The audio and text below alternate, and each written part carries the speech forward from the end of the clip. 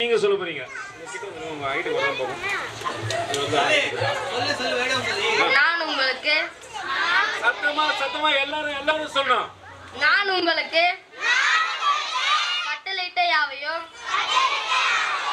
அவர்களுக்கு கை கொள்ளும்படி அவர்களுக்கு உபதேசம் பண்ணுங்கள். மத்தேயு 28:20. நான் உங்களுக்கு கட்டளையிட்ட யாவையும் அவர்கள் கை கொள்ளும்படி அவர்களுக்கு உபதேசம் பண்ணுங்கள். மத்தேயு 28:20.